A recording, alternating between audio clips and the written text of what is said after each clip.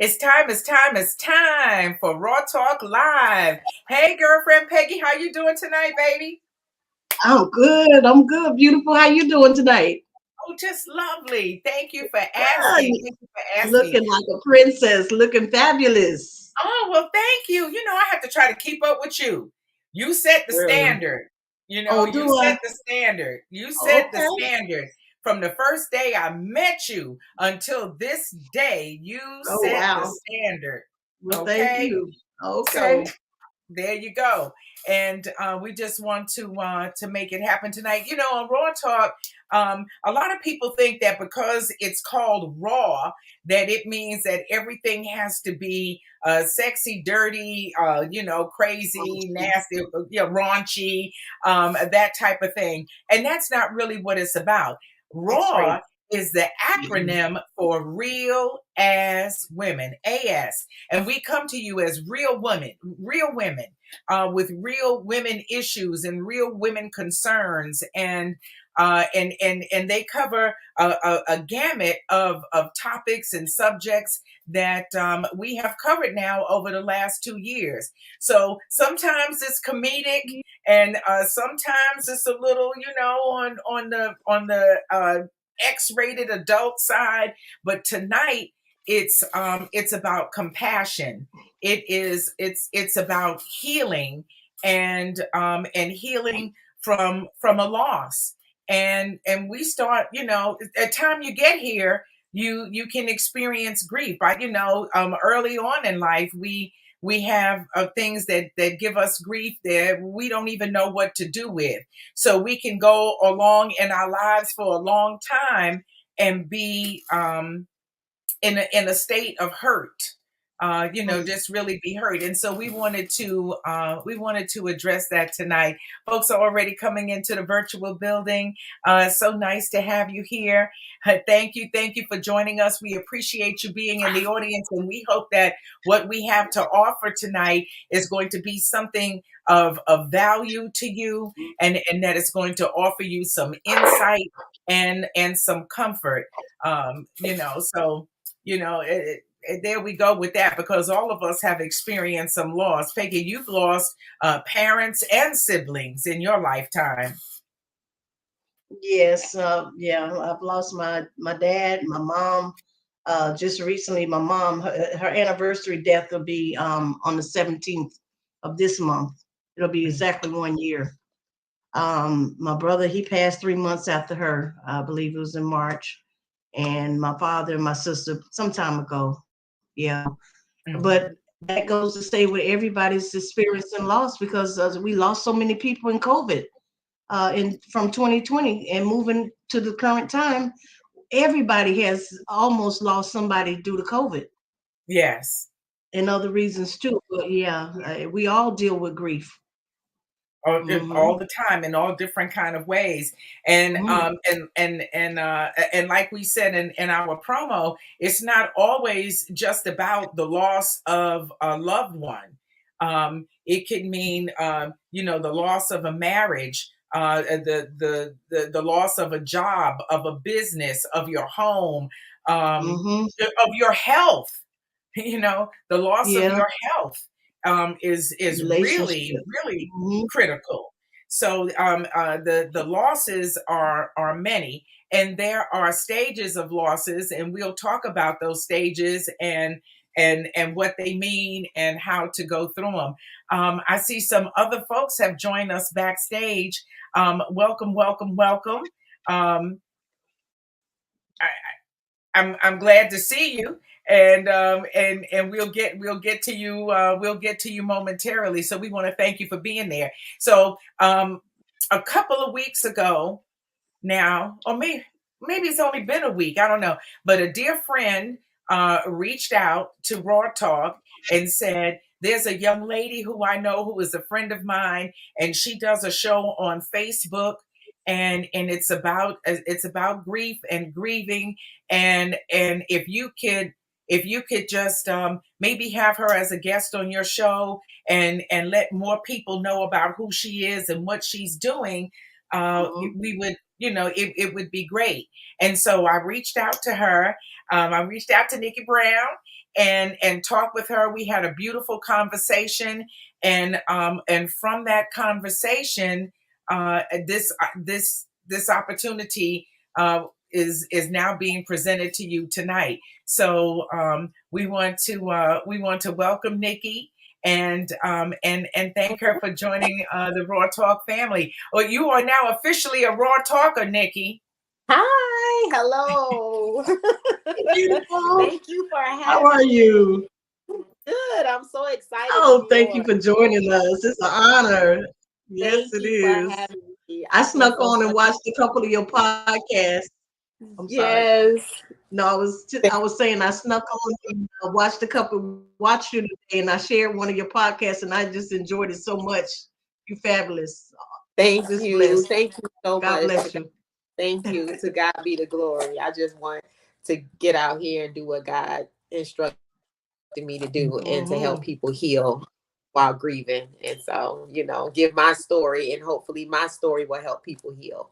So thank you for having me tonight. Yeah, Well, thank you. We're you're happy for you to welcome. be here. Nikki has Let's Talk About Grieving, and this Monday night at 7. 8 p.m. Oh, all right, 8 p.m. All right, I'll fix Yeah. that.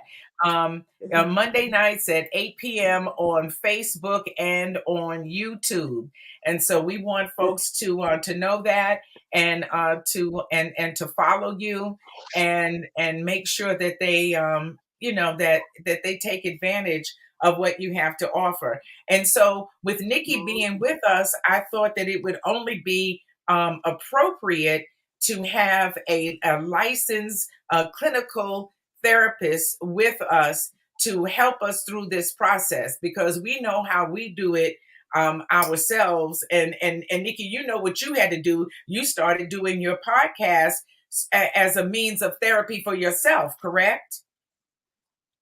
Absolutely. Absolutely. It was a means, it was to help me. And at the same time as it was therapeutic for me, I hope that what helps else on the way. So that was my, main goal was to share me because that I had shared in the past 2019 until was not something that I did do for me.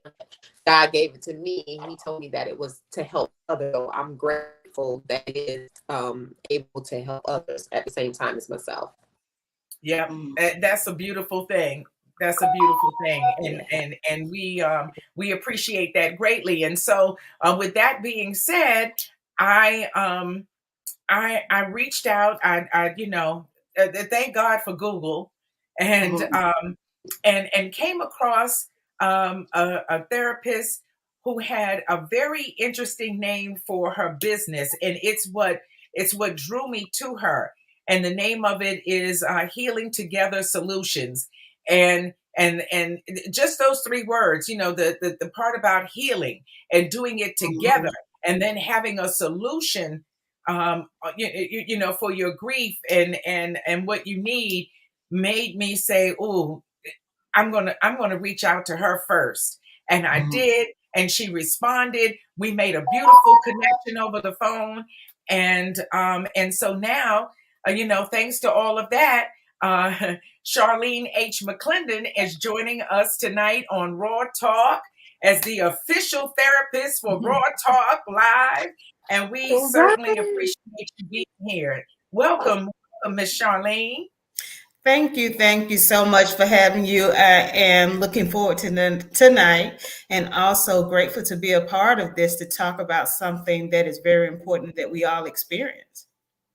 Most definitely. Absolutely. And so, and Charlene uh, has, COVID did funny things to us in business. It meant that we had to find a new way to provide services.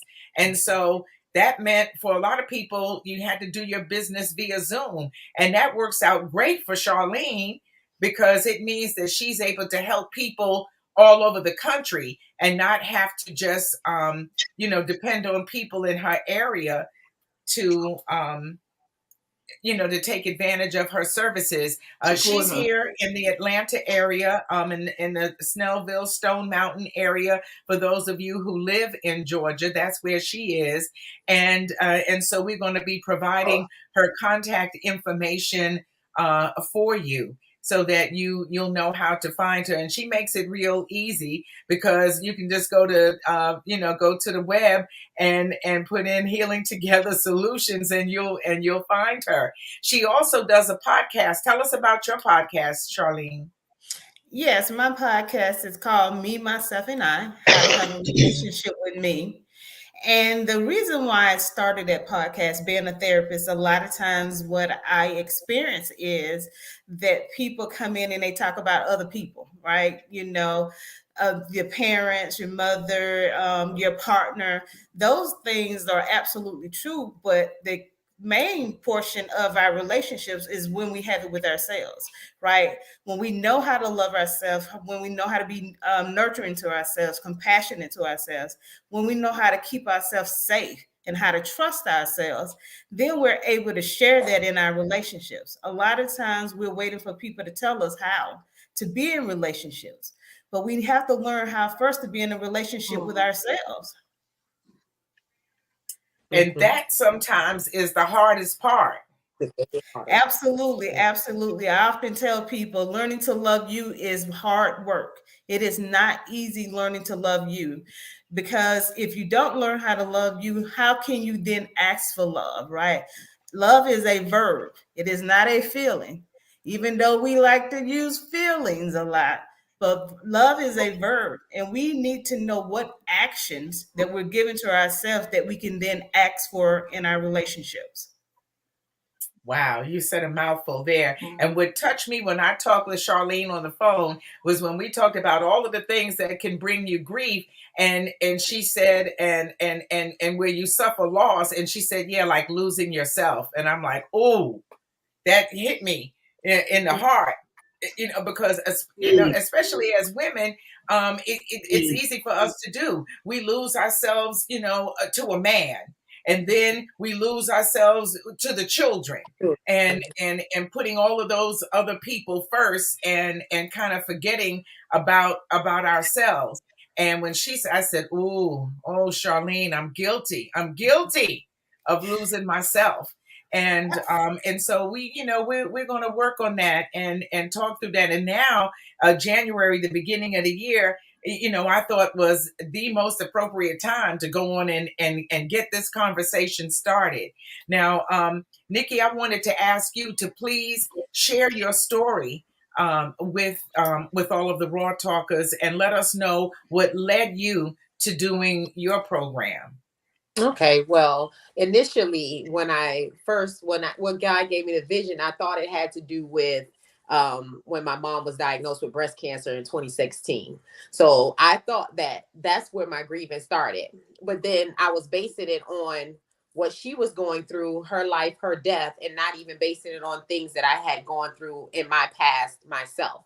Things that I have lost, things that I have gone through, divorce, dissolving businesses, having to sell my home, those types of things that I grieved, that I still hadn't healed from. So then when my mom was diagnosed with breast cancer in 2016, and then to get the victory, because I won't say she succumbed to it because she's in heaven. So she got the victory from it when she left here. That's how I'm able to heal, because I know where my mom is.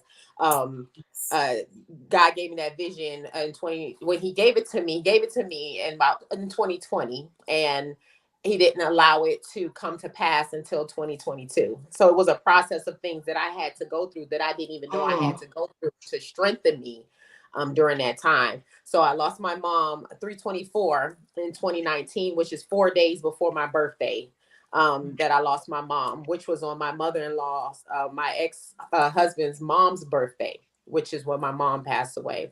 I had my brother that had autism, and he was in my care in 2019. I'm sorry, in 2020, September 7th, on my other brother's birthday, he passed away. He had an acute heart attack. So a little over a year later, I lose my brother, and had to learned that I knew that I am CPR certified, but I had to put it into effect when my brother was laying on the ground. So I had to do chest compressions on my brother. And then to turn around, I lost other people in between that, but these were the closest people to me. And then to turn around in 2022, February 2nd, 22, I lost my best friend. And then February 9th, 22, I lost my oldest sister. So it was just like boom, boom, boom, boom, boom. During the time that I lost my sister and my best friend, God had already gave me the vision and told me when it was going to start and all of that. Did not know that I was going to be impacted that heavy a month before it was time for me to start Let's Talk About Grieving. So during this time, it's a lot of things that I have transpired. Lost jobs. In 2022, a lot of people didn't know. I almost lost my home. I almost lost my car and all this, and I still was coming on live and still kept going and still kept doing what I felt like God called me to do, was to help people to heal. And it happened where people was coming to me and asking me, how are you getting through this after they have gone through the same things that I just went through? And so I didn't know that God was preparing me during that process to be able to do this, because I never thought that I would, get on and live and talk to people. This is just not me. I'm not a public speaker, per se, but God told me that this was what I was supposed to do. And I felt like in this life and in the things that I've endured, if he tells me to do it, I need to do it. I walked out of the hospital after my brother passed and did chest compressions until my hand blistered. And I walked out of the hospital and I told God that I still trusted him. So at the same time I tell him that I trust him, he knew that he could trust me with this. So when he gave me Let's Talk About Grieving, I was just like, okay, Lord, whatever you want me to do, I don't know about nothing.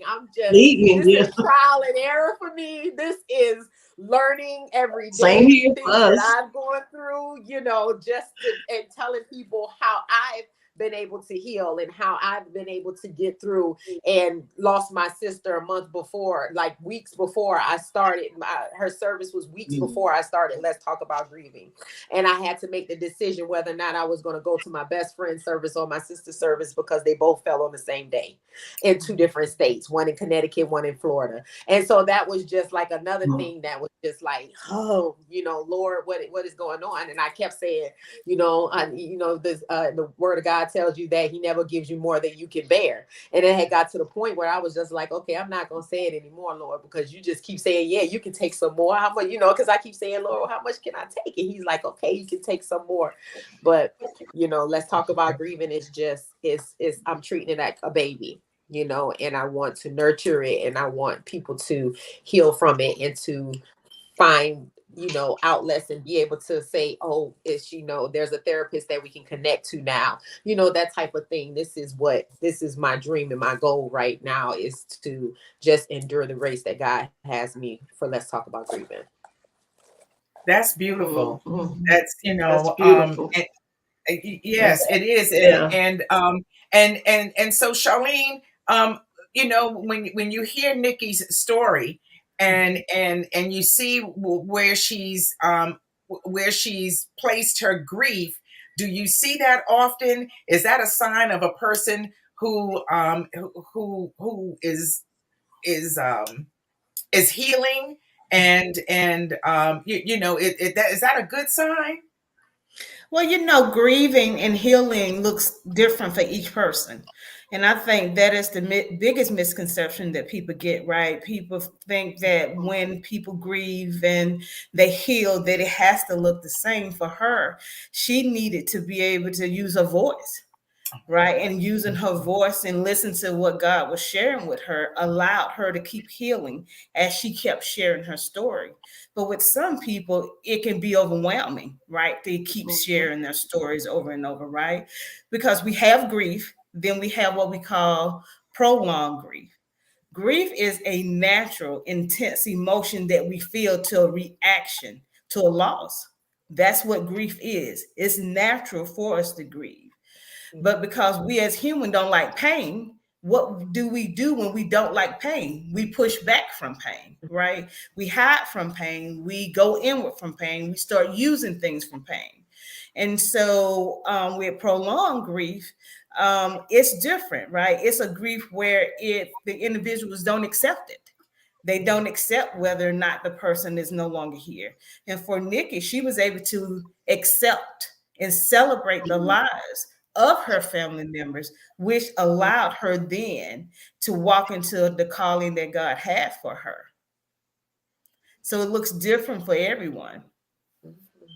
And we should be patient with one another too. Not only does it look different person to person, it also the time when you're quote unquote over it is different for each person too. Some people might grieve for 20 years, and others for a little while, and they can pick up and move on and still function, and while still others go somewhere and lay down and just might not be able to get up. We know that there are 7, well, some say 5, but it turns out that there's about 7 different stages of grief.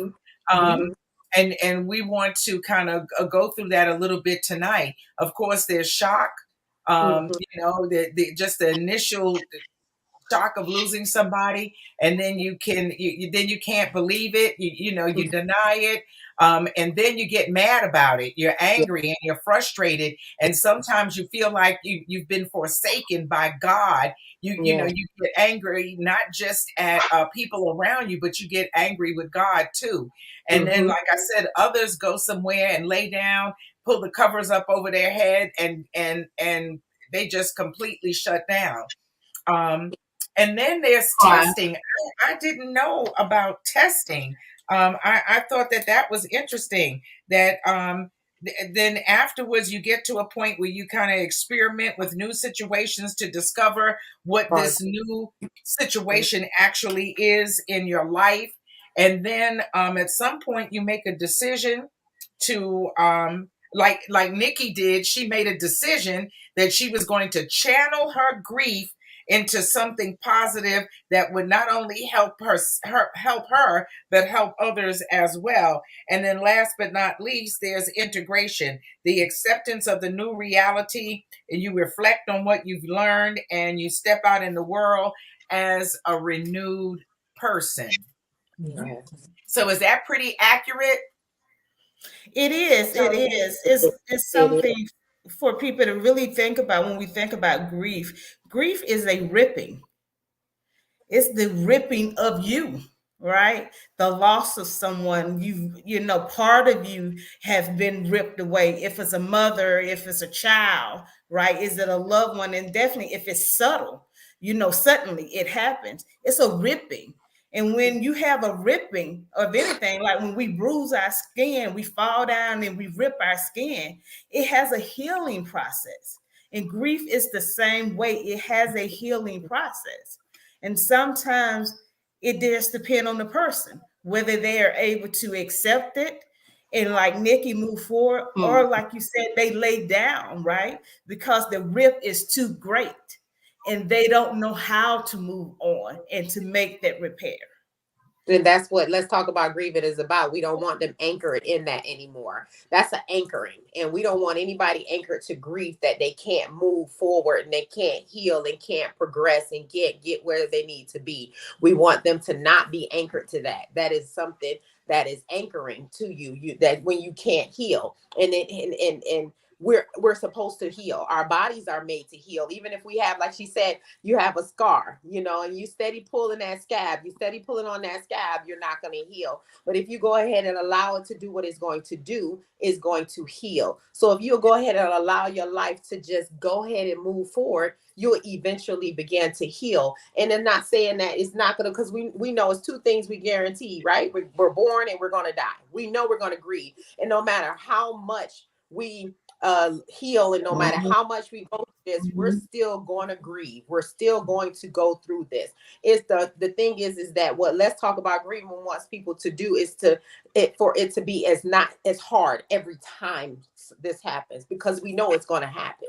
you know, so we want it to not be so hard and that people be so stuck to it that they can't move forward. Because, you know, I when I thought about it, when, you know, with things with when my mom passed away and all these things started transpiring and all these deaths started happening, I started to find out that I had healed from things, that those things I compressed. And so when I compressed all those things down, and then my mom was going, and it was like, bump everybody, anybody can get it, you know, because I don't care, you know, my attitude shifted. I didn't like, you know, what you said. Everybody that said something, you know, was wrong. It could just been saying, Oh, you was with the smoke.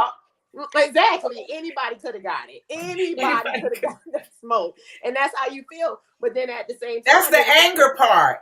That's the anger part. And you go through it and you're like, it happens. You lash out at people, you get upset at them for just little things. You know, they could just be saying you okay. And they might not say, are you okay? Right. It might, you know, tick you off. And it's just, we don't want you to stay that way. We want you to know that it's okay to not be okay, but don't not express it. Express that you're not okay. Don't just tell people I'm okay. If you're not okay, say I'm not okay. I'm not okay today.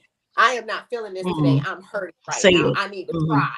I need to do this. I need you to just listen to me for a moment. Do that. Don't just sit there and say, I'm okay. I'm okay, because you'll continuously think that you're okay and you're really not until and then when something happens, then boom, there's this explosion. And then you find out that you haven't healed and you're not okay. And that's what we don't want. We want people to stop being in that. Sharlene, is Nikki on point with everything? Yes, she is. But the thing about us being able to move forward, right, we have to move forward with tools. And for us as human beings, a lot of times we don't have tools on how to manage our emotions.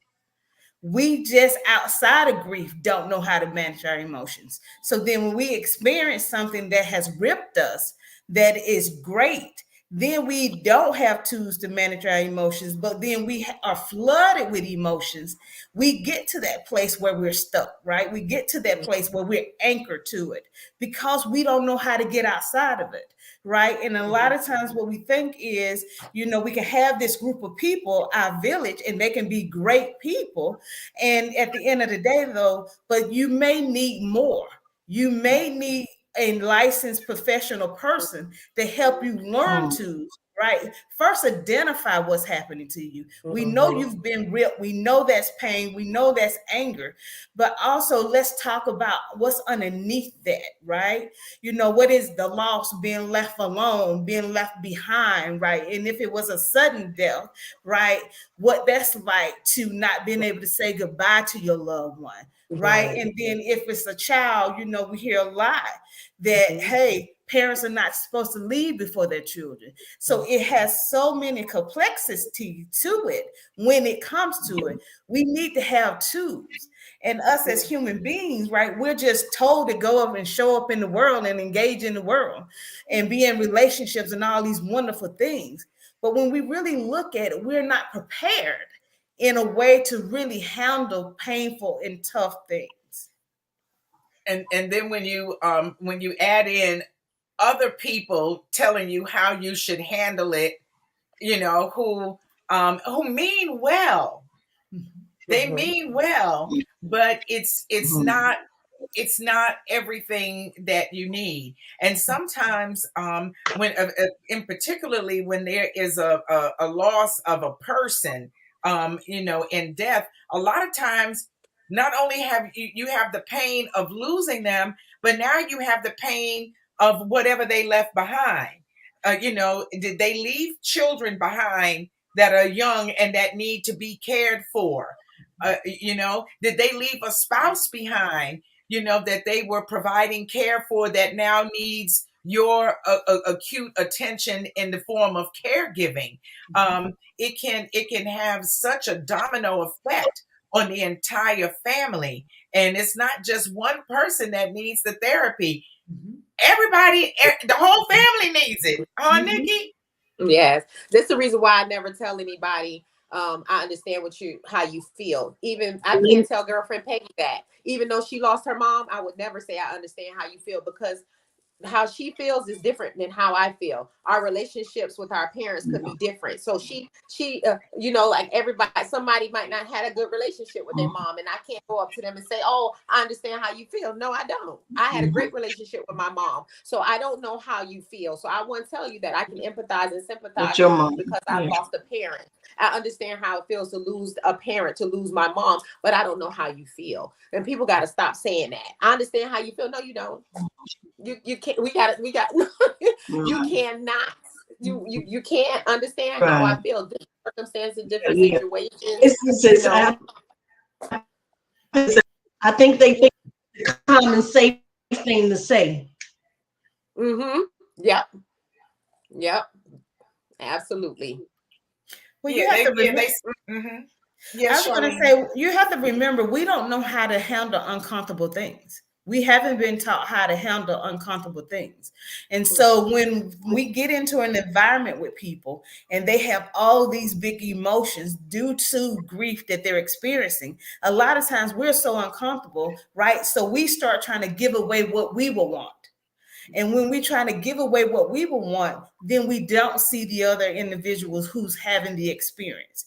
So sometimes with grief, it can just be creating a safe space and not saying anything. Just Mm-hmm. allowing for a safe space for this person to just Yes. be with That's whatever they're experiencing. that. Yes. Yes. Yeah, I Absolutely. like And what bring up one thing. I like what Raw Talker Janita said, and she said exactly. She said just hug them. Sometimes you don't have to say anything to anybody. Just give me a hug, and Be careful and with if you that. need me, call me. And for me, and give me a snack too. I need a hug and a snack. Yes. Yes, girlfriend That Peggy. may be a good solution, man. Some people funny now with COVID, they don't want you. They don't want you touching them. They don't want you hugging them. Some people funny with kissing people on the cheek because they skin sensitive and they scared they're gonna break out. And like I said, with COVID and the mask and all that other kind of stuff, people just get real funny nowadays with touchy feely with people who they whatever. But the thing that I did want to bring up about grief is that we haven't mentioned that I'm going to definitely mention because it hit home for me, and that is when we have a loss of a parent or someone close to us, and maybe not even someone close to us, and it causes division within the family because of things that were not, say, a will wasn't in place, and now the siblings fighting, or one person think they entitled to everything or don't distribute everything with the other siblings fairly, and that brings about a big blow up. Just to say it, lightly. Yeah. And then you have another grief, a loss, because now you're not talking and speaking to your siblings that are alive. Right. So now you're grieving again because now you lost your mother or your father, and now you lost your siblings that you're arguing with, and that you don't want to have nothing else to do with no more. How do you, on top of that, you have to deal with? Mm-hmm. And that's And see, tough. that's the reason why I And say that you brings can't say about I anger understand and what. sadness and depression. Mm-hmm. Mm-hmm. What Yep, was that, that's why I Nikki? say you can't tell them, I understand what you're going through because I didn't experience that with my siblings. We it was smooth sailings. Everything was smooth, smooth, smooth. If one person didn't like it, we all didn't like it. If one person wanted it, we all wanted it. And we just agreed that that's how it was going to go. So I can't say, I understand how you see. That's the main reason why right there, you cannot tell a person, I understand how you feel, because that didn't cause the division in my family. So I couldn't How go up you to a feel? person. You see what I'm saying? Yeah. That right. Mm-hmm. That's a Wow. very good point. And Spirits. Mm-hmm. friend Madeline Legris St. Clair, thank you for coming, visiting Raw Talk tonight. She said something very important. It also helps just to listen. Mm-hmm. You don't have to, you don't have to offer all of those words or anything. Just let the person vent. Let them listen. Let them cry. Yes. And just be there so they can feel No, you your just love without you them. touching them, without you saying anything, Yeah. and just be there to listen and let them know that you can be there for them to do that. But we've been talking about what it's like to lose a And person, I think and with this, yes, Go I ahead, was Peggy. saying with that, what you said with, what I was saying with some people a little funny about being touchy feely, they don't want you to touch them. And then this other person just said, just listen. You ask the person, I'm here for you. What would you like me to do? How can I help you? I think That's it. that's probably a solution.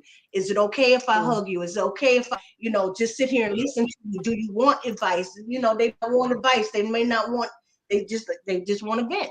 It's That's okay to it. cry on my shoulder. I'm not going to take it any further than here. You're safe or whatever, and just offer some people just hold a hand. You may just have to sit there and hold a person's hand.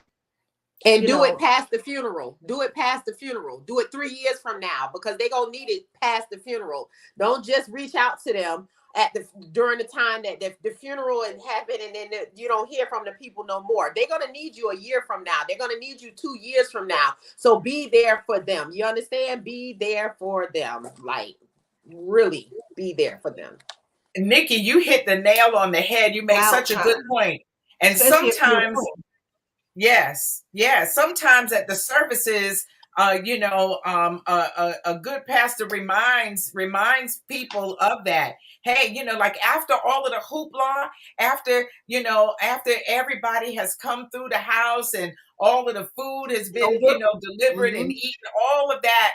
Now, boom, Yeah. you're there in the midst of the silence of it, Mm-hmm. and that can go on for a long time. That's why they say check on your people, Yeah.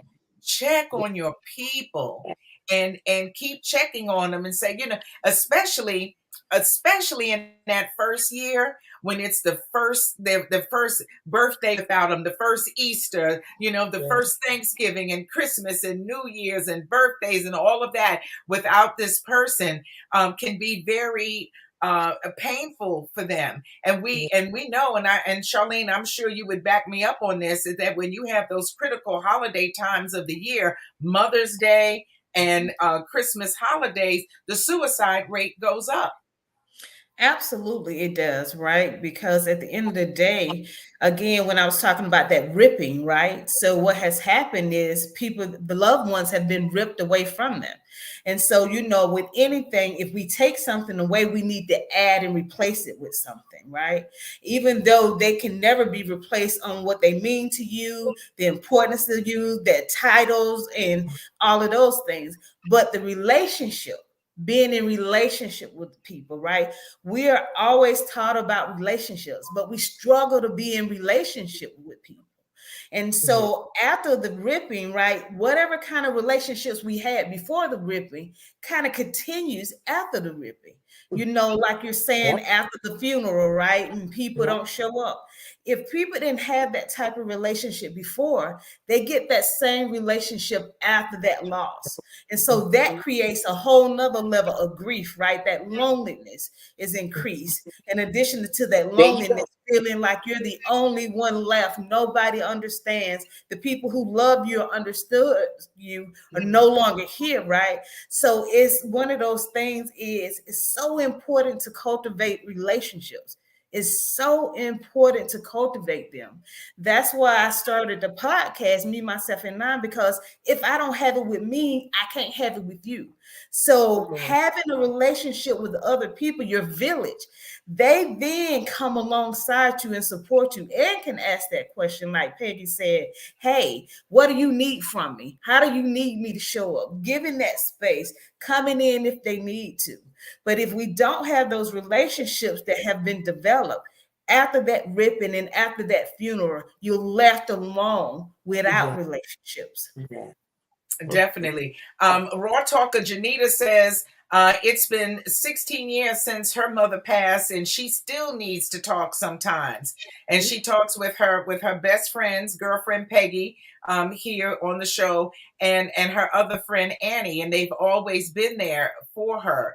And I understand, where she's coming from with that. I shared with a girlfriend Peggy. I was so close to my in-laws. I grieved when my parents passed away, but the grief I had when my in-laws passed away was different and deeper for me. I don't know if it was because I was older And or I don't know what it was, but it took me 20 years to get to a point where I could talk about them without crying, without getting emotional.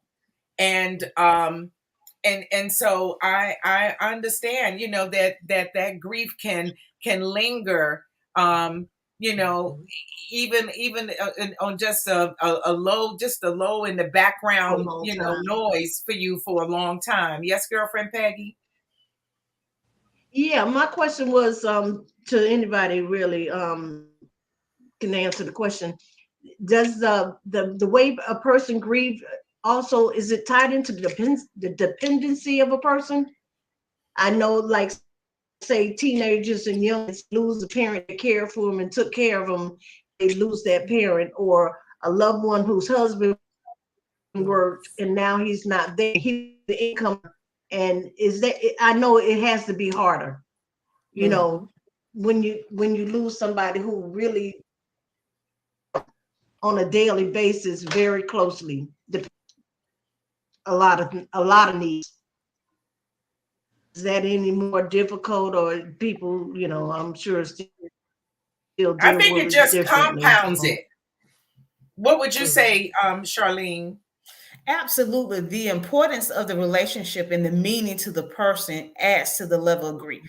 Absolutely, it does, right? Because you think about the loss of a child, Mm-hmm. right?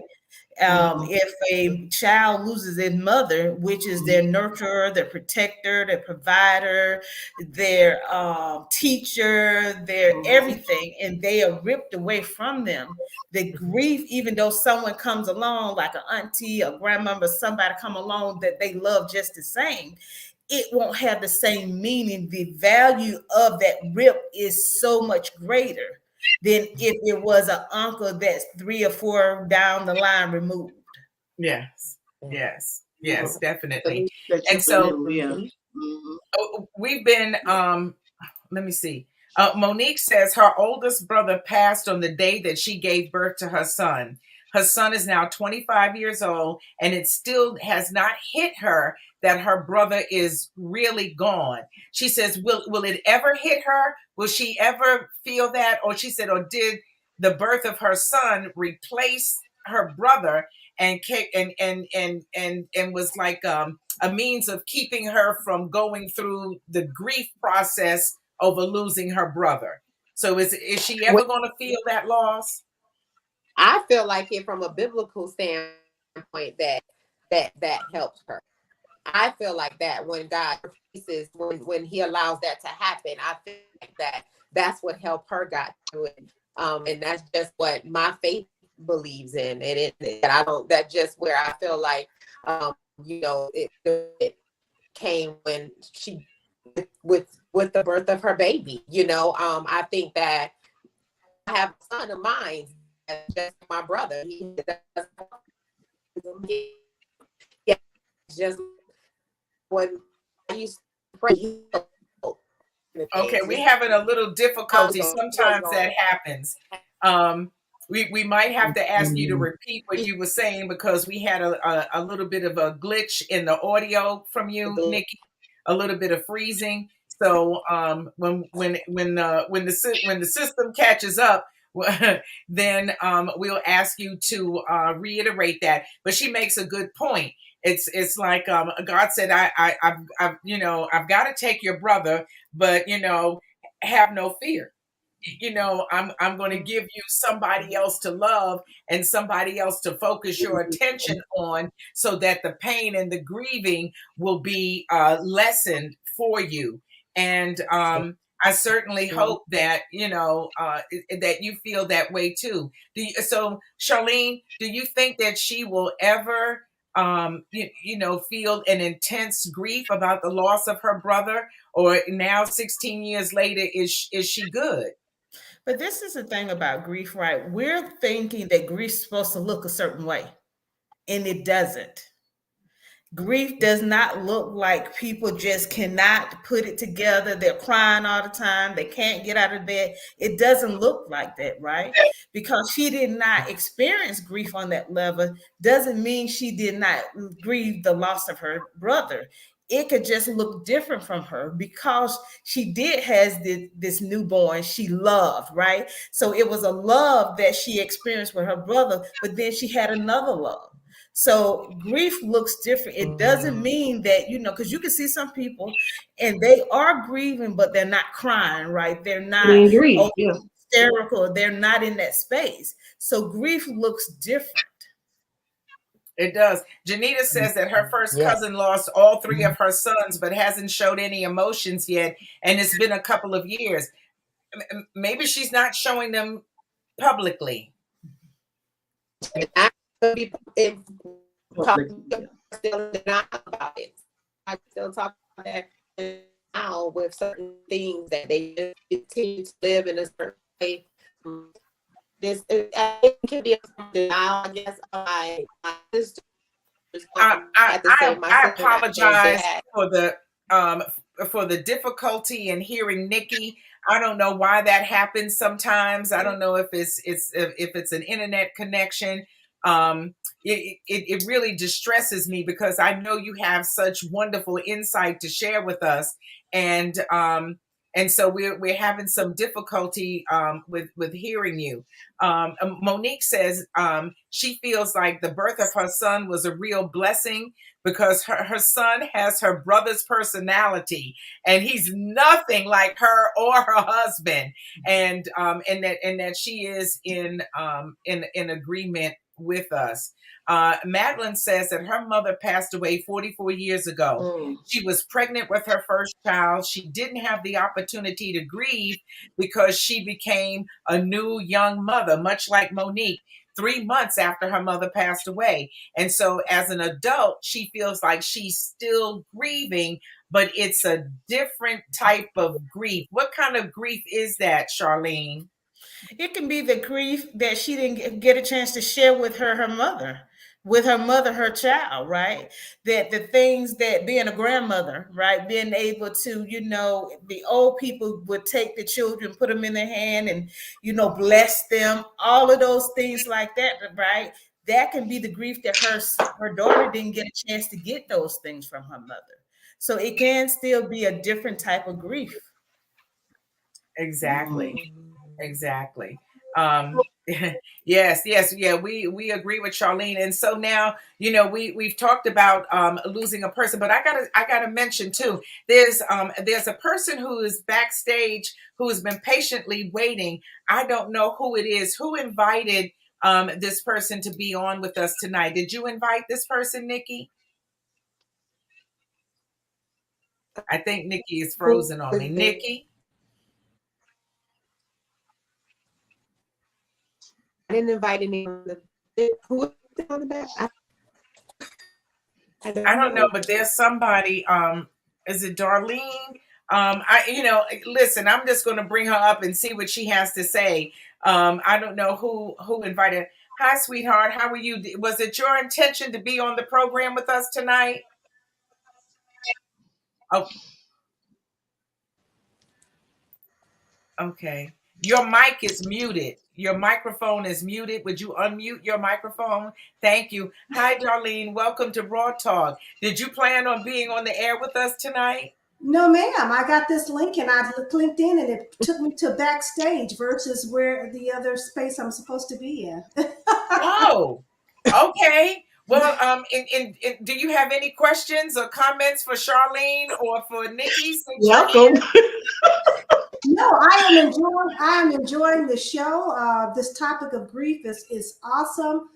We all grieve in different ways, so it's nice to hear different people's perspective, and just sharing about grief and how it affects us differently is a wonderful tool to have in our tool belt because we all grieve differently. So I'm enjoying the show, and I really appreciate everyone's feedback.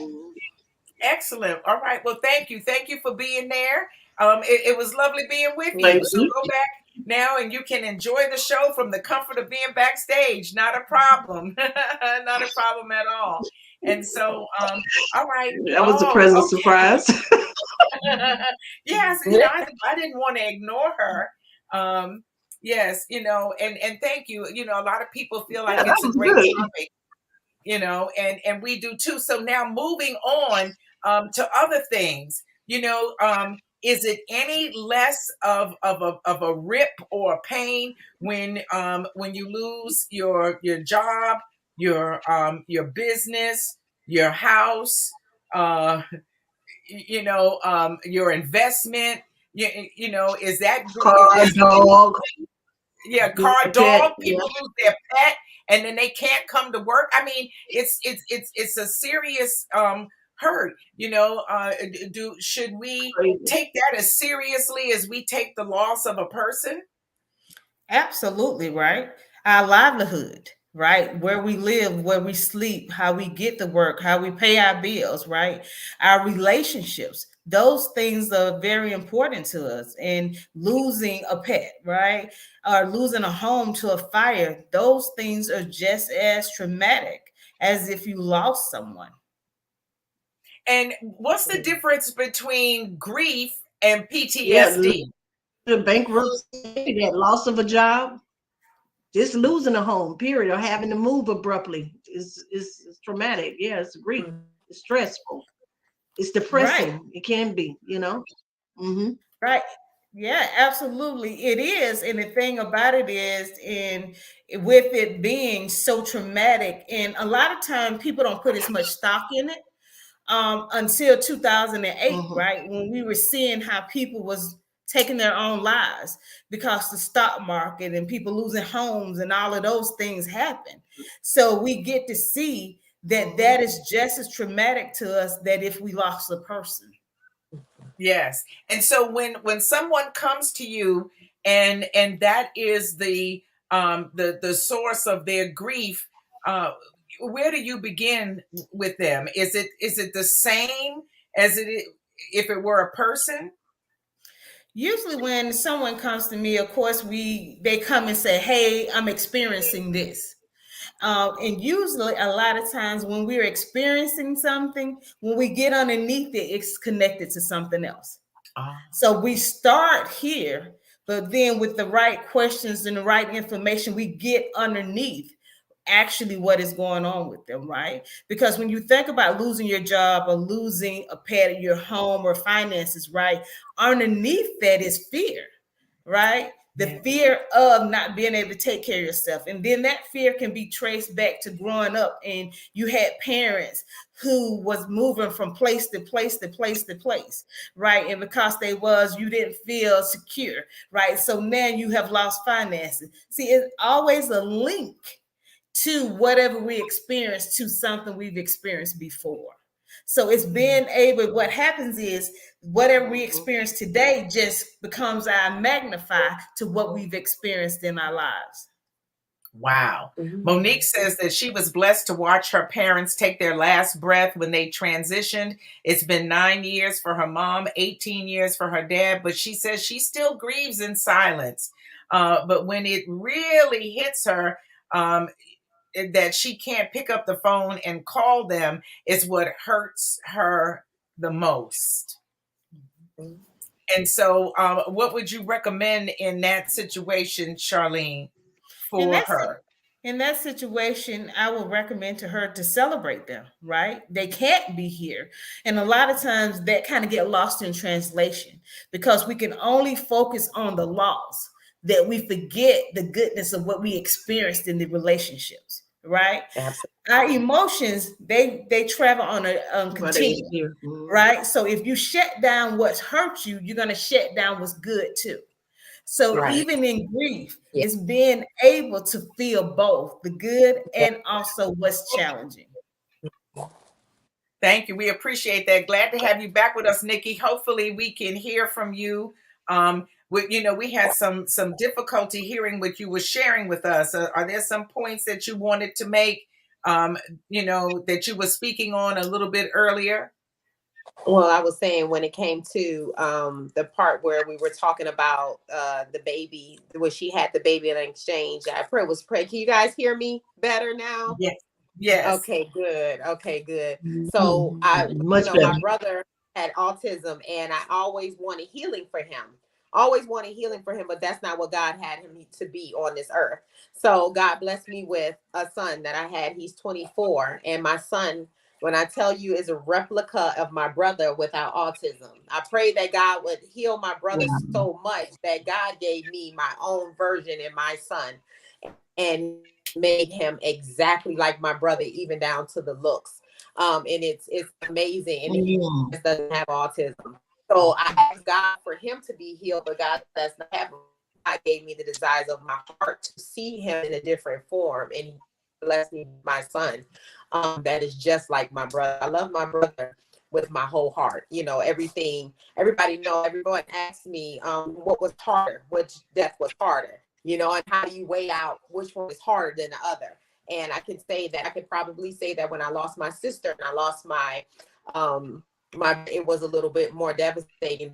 It was unexpected. It was something that I knew that was getting ready to take place. It wasn't something that, you know, when and this is my mom, people are like, how does that happen? I was a little bit more prepared with my mom. I sat down and talked with her and went over her funeral. I didn't have that time with my brother. Last time I spoke to my brother was headed to the store to go get something for him. He wasn't feeling well. And I got back home and gone. And with 30 minutes of me leaving the house. So it was a little bit more devastating. And I think that when it comes to the healing of it, that, you know, she said, it's not about letting go. We so it's on letting go that we forget to heal. That I'm not going to be able to. I'm not going to be able to do that, and I'm not going to be able to do that. But what I do is certain things that I do to help me get through that. She said, celebrate them. So I know my mom's one of her favorite meals, so I'll make her meal when I'm feeling down. Or sometimes with my brother, I have all of his vinyls and things. I did a big birthday for him, not knowing that 3 weeks later he was going to pass away. He loves Stevie Wonder, so I'll pull out those vinyls and I'll pull out those Stevie Wonder CDs and I'll play him. I have all his stuff. And I'll turn it on and I'll play it around the house. And it makes me feel good because I know he's jamming with me when he hear that Stevie Wonder, like, you know, so that's what helps me. Everybody has to find their different way of healing. Just don't stay in the grieving part of it. Just don't stay anchored to the crying and the sadness of it. Because if I tell people, I saw my mom go from one transition to the next where she was doing things for herself and when she wasn't able to. And I have all those videos when she wasn't able to do for herself. I have them and I haven't been able to watch them once. Not once, not one of those videos, because I didn't want to remember my mother in that way, because that's not what she was. I wanted to remember her. That's what I needed to do to heal. So if everybody find their way of healing and their way of getting through it, whatever way it is, find it. You know, and then go with it, because you don't want to stay, because you'll find yourself nights. I had anxiety. I couldn't sleep. I was up all night and was pacing back and forth. I'm not sure what's going on and wherever. Yeah, I can't not just continue to live like this and be productive and see life. It was a healing. It was a mechanism that I used with my mom. She had a near-death experience about 4 years earlier. And I had gotten in there and okay. When the internet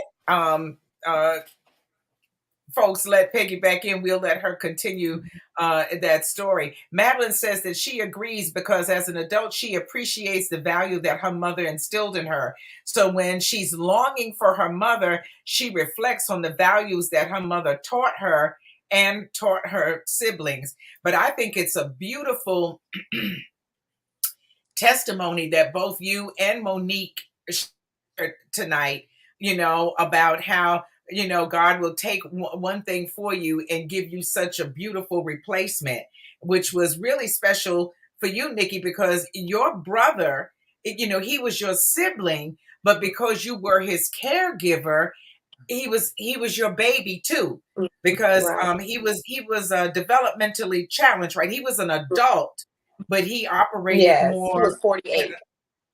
Yeah, he was 48, but his operation level was where? 8 years old.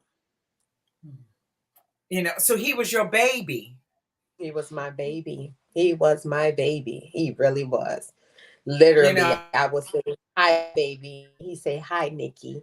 You know, with certain things, it would be things like I can remember, but his haircut. He was particular about certain things. So his haircut, and he would go get it cut, and he would walk back and forth in front of my room, just back and forth, waiting for me to acknowledge, you got your haircut. Come in, baby. I see you got your haircut.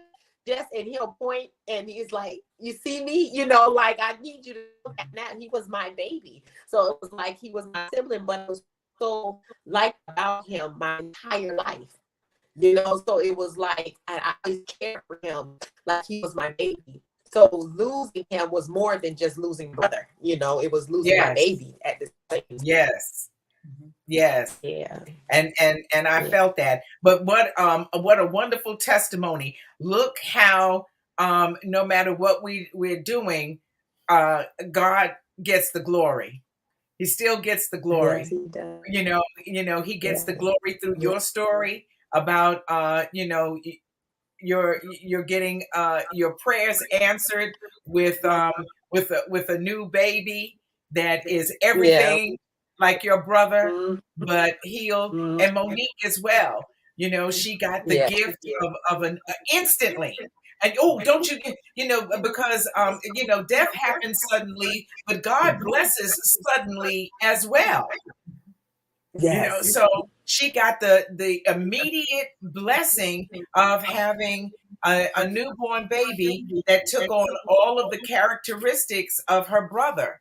And it must be really delightful for her to experience that. Welcome back, girlfriend Peggy. You had something you wanted to say?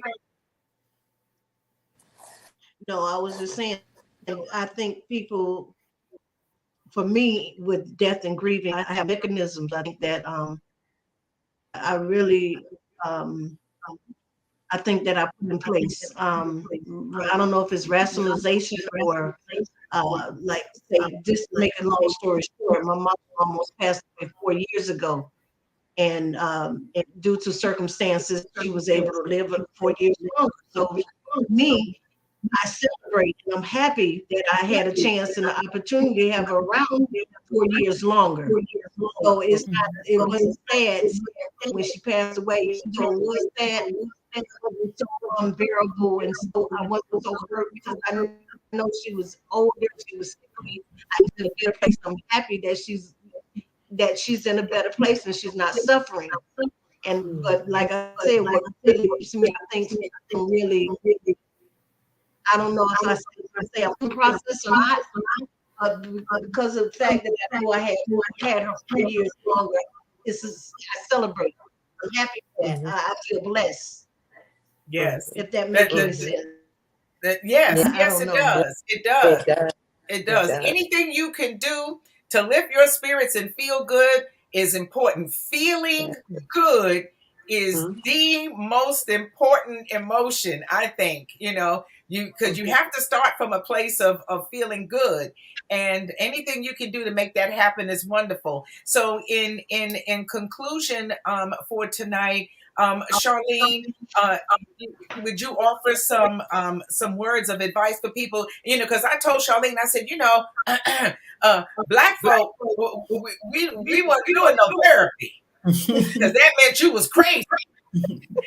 There was a stigma on going to seek therapy. I don't need to talk to nobody. You can't tell me nothing I don't already know. I ain't paying nobody to talk to nobody. Never mind. And now we've seen a shift. Yes. Where people realize that mental health is real. It is. The health, it's more than just your physical health that you have to take care of. Your mental health has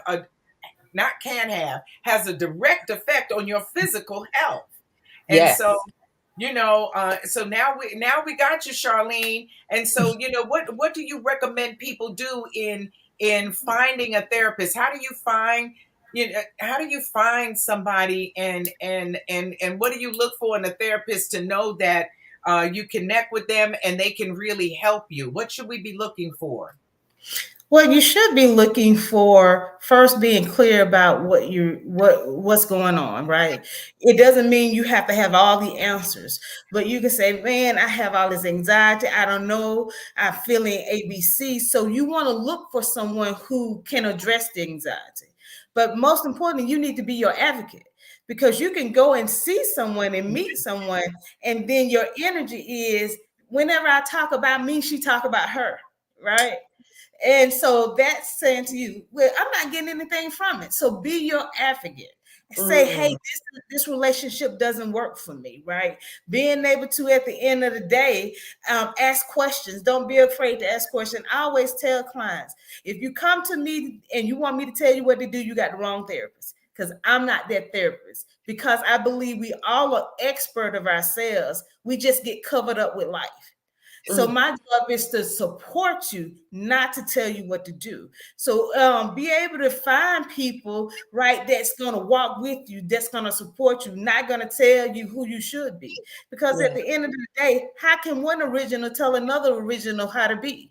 We can't. Come on. And so come on. we cannot do You that, better right? come on.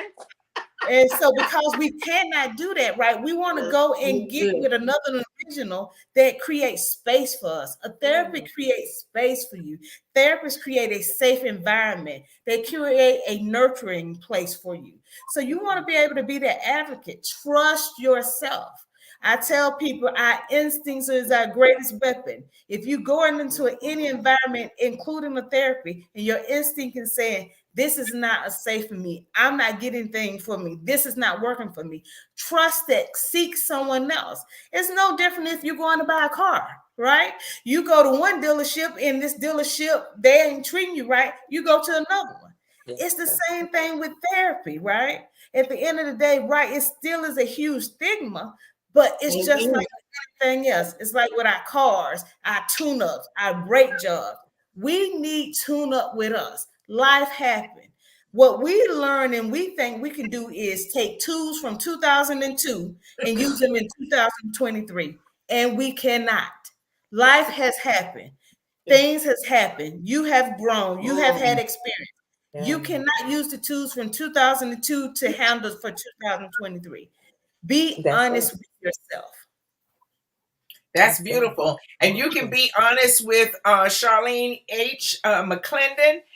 We have her information on the crawl on the screen for you. Take a moment to write down her phone number or go to her website, healingtogethersolutions.com, where you can get all the information about her. You can find out about who she is and how she operates. You can also check out her podcast, Me, Myself, and I, How to Have a Relationship with Me. And where can we find your podcast? You can find it on Apple Music. You can find it, you can go directly to my website, and there it has all the different links there where you can find it. All right, that's beautiful, and we thank you so much. And then also, of course, we have Nikki, the person who was really the catalyst for this show, and we thank you so much for putting yourself and your feelings out there for people. So you can follow her on Facebook and on Instagram. What is your Instagram? Because I don't have that. My Instagram is happy for real / let's talk about grieving. Okay. All right. So happy for real / let's talk about grieving. You can find Nikkiya there. And I would imagine that you're going to be getting some Facebook friend requests so that people can see what you're doing on Monday nights at 8 p.m. This conversation and this type of conversation continues with Nikki. This is her way of working through her own personal grief by giving you a platform to talk about yours. And I'm telling you, that's brave. And folks, folks appreciate it greatly. Everyone is saying thank you so much to all of you ladies. You have been you've truly been a blessing tonight. to everybody. And so we would just ask, if you're joining us for the first time, please go to our Raw Talk page, Raw Talk on Facebook, and like and follow us there so you can get notifications whenever we go live, which we do every Wednesday night at 9 p.m. Also, you can help us grow our YouTube channel by going to Real as Women Raw Talk. And when you're there, please subscribe, like, comment, share, and smash that notification bell so that you can make sure Yes. you know anytime and every time we go on the air with wonderful women, such as the ladies that we've had with us tonight. Ain't that right, girlfriend Peggy? Oh, that's absolutely correct. Absolutely. I really enjoyed this and needed it. I got a lot of valuable information and insight. Definitely. Yeah. Yes. Me too. And so we'll have to have you back sometimes. Come on back and check our temperature and see how folks are coming along in their healing process. But we certainly love and appreciate you so much, and we're thankful to have you tonight, and hope that and we know for sure that it was good for a lot of people, and that makes us feel good. So without any more, ladies, if you've said everything that you want to, all hearts satisfied. I want to leave. Feel free to say your anything you'd like viewers. to say in closing. I would like to leave this with your viewers. Create and develop a relationship with yourself. That is your superpower. Having a relationship with you will open the door to your identity and to connecting into your life. Absolutely. If I can piggyback off of that, Yeah. like she was just saying, I had to discover that I learned to like myself during this process. Learn to like yourself. Spend some time with yourself. Like she said, take yourself out on a date. You'll discover how you feel. Get to know you. Okay. And thanks, Kim. Kim, my goddaughter is in the virtual building with us tonight. She's acting as a moderator, and she's saying she wants everybody to know that Nikki's IG is happy for real / let's talk You about got it up grieving. there. Thank you. Yeah, she found it.